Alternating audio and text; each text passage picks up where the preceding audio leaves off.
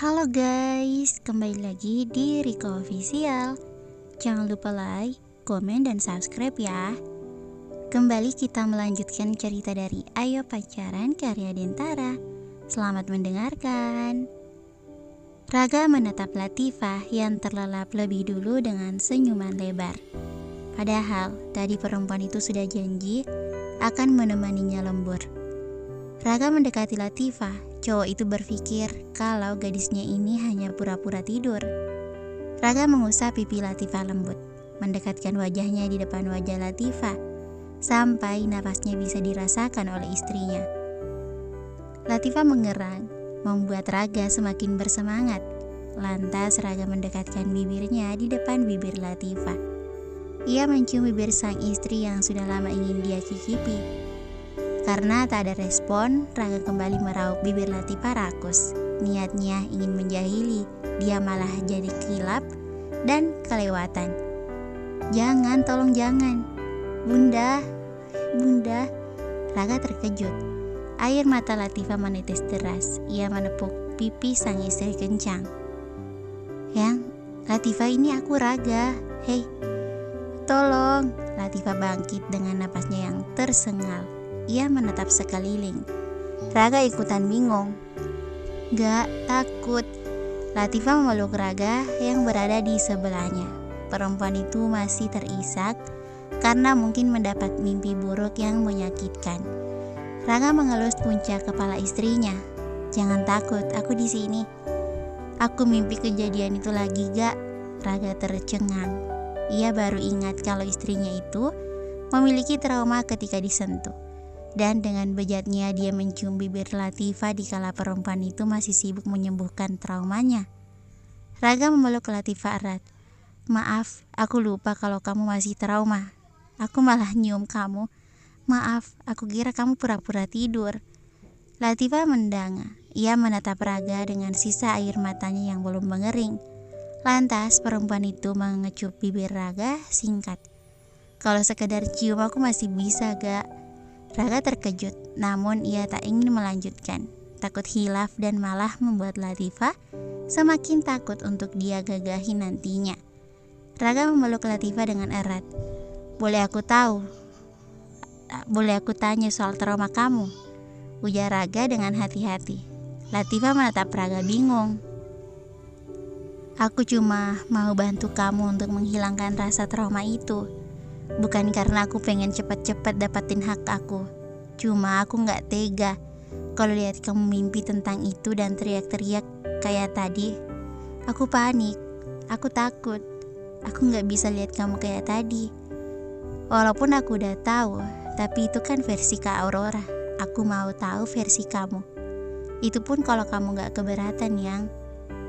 Waktu itu aku pulang sekolah kemalaman, pulang les. HP aku baterainya habis. Terakhir ngehubungin Kak Aurora gak diangkat. Ayah juga nomornya sibuk. Om Kinan apalagi.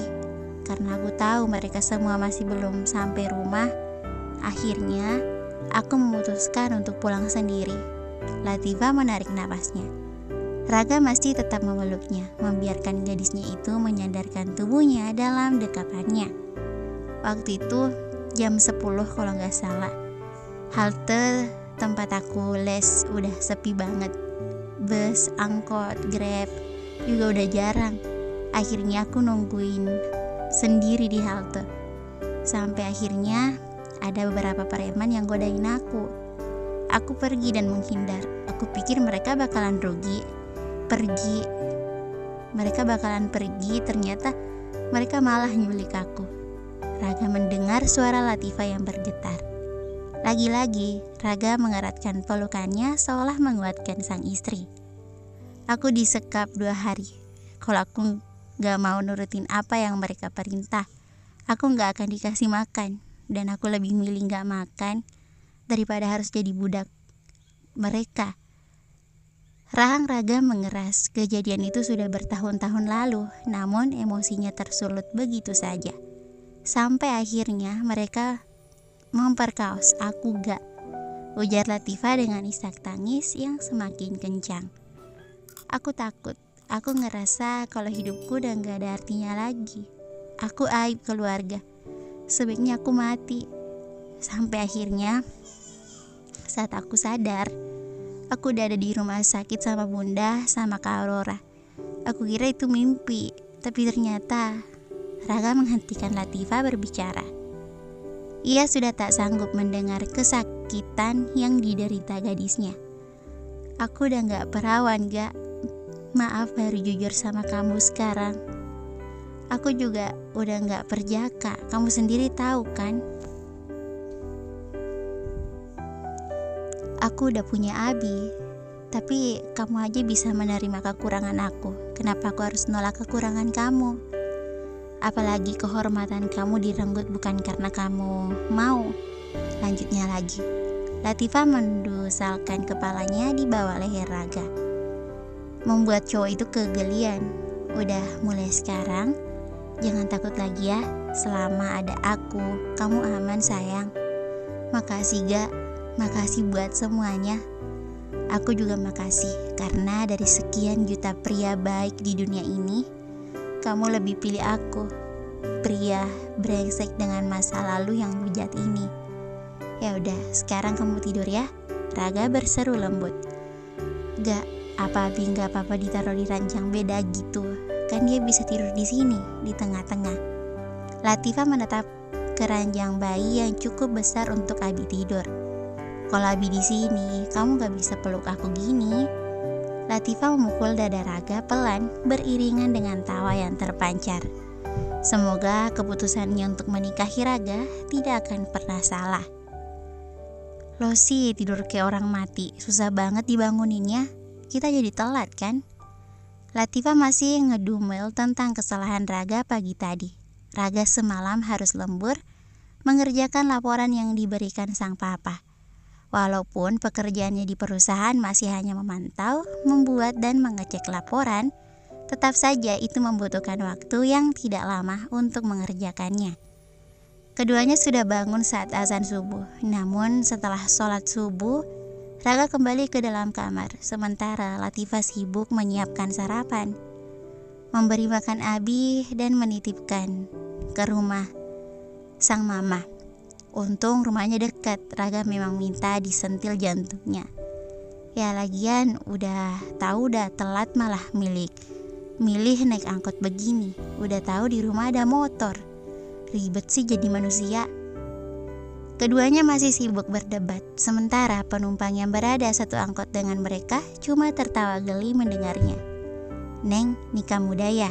Latifah melongo. Hah? Itu cincinnya? Terus juga dari tadi kalian ngebahas soal rumah, seolah-olah kalian serumah, benar kan? Raga menutup mulutnya. Ia sibuk menahan tawa di balik itu. Iya bu, A-nya ganteng, nengnya cantik. Nanti punya anaknya pasti ganteng dan cantik. Amin, doain kembar ya bu. Raga berseru semangat. Latifah cuma melotot sambil menatap Raga dengan kesal. Pak, kiri pak. Latifah berteriak, duluan ya bu, lanjutnya lagi sebelum akhirnya menuruni angkot. Galak bu emang istri saya, macam-macam. Turun gak buruan? Raga tertawa dan langsung mengikuti sang istri berjalan di belakangnya. Udah ditutup kan? Latifah menatap gerbang yang sudah tergembok. Satpam juga tidak ada di pos. Pasti sedang berjaga di lapangan karena hari ini mereka melakukan upacara. Ini anak minta dipites ya? Pikiran gimana biar bisa masuk? Masa gue telat? Enggak banget. Latifah memukul bahu Raga kuat-kuat. Gadis itu sangat jengkel sekarang kepada suaminya. Lihat saja, jika di sekolah Latifah akan menyueki cowok itu layaknya bukan suaminya. Sabar, gue udah chat Rigel sama Januar, nanti mereka datang bawa tangga. Latifah melongo. Manjat gitu? Ya iyalah, kalau nggak ada lo, gue udah manjat tanpa tangga dari tadi. Coba aja kalau berani. Raga sudah bersiap memanjat tembok. Latifah menahan tasnya. Berani lo ninggalin gue di sini sendiri? Nggak usah tidur sama gue lo. Raga kembali ke posisi. Ancamannya gitu sih, dosa lo galak-galak sama suami. Suami kayak lo mah emang kudu dikerasin, kalau kagak nanti ngelunjak. Raga terkekeh geli. Nah, tuh dia. Lama amat, buset, ujarnya. Januar mana? Riel memberikan tangga untuk Raga raih, agar perempuannya bisa masuk tanpa kesulitan. Jagain Pak Joko, dia ada di samping Pak Joko soalnya.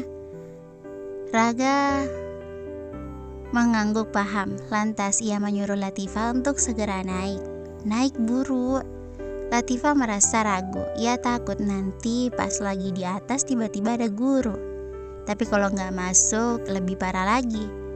Hari ini ada rapat agenda OSIS yang harus dia hadiri. Perempuan itu menginjak satu pijakan tangga. Sebelum melanjutkan ia menoleh. Jangan ngintip. Perempuan itu melotot menatap Raga di belakangnya. Ya elah, yang udah sah juga. Lihat aja ngintip gue. Ngintip gue tendang muka lo. Iya nih, madep bawah nih. Kedua tangan Raga masih memegang sisi tangga dengan kencang. Saat sudah di atas, Latifah bingung. Terus gue turunnya gimana?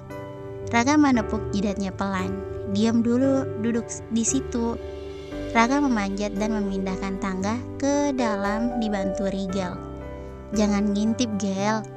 Raga berseru dingin saat Rigel beralih memegang kedua sisi tangga. Sedangkan dirinya membantu Latifah untuk turun. Iye, Baginda Raja. Makasih kak, ujar Latifah saat dia sudah sampai di bawah. Lo butuh tangga gak? Belum sempat menjawab, cowok itu udah loncat duluan dari atas. Latifah terkejut. Woi, dengan sigap Rigel menaruh tangga di belakang pos dan Raga menutup mulut Latifah. Lo mau mati ya? Segala teriak-teriak. Ya lo gak punya otak, loncat dari setinggi itu. Nyawa lo ada 10, hah? Rigel tertawa. Tahu lo gak? Lo yang dulu sama lo yang sekarang beda. Sama aja, masih tetap tampan. Ya enggak, Yang? Latifah memutar bola matanya malas. Yang pala lo tuh melayang. Perempuan itu berlari lebih dulu meninggalkan Raga dan Rigel yang masih sibuk menertawainya. Gue gak nyangka lo berdua bisa nikah.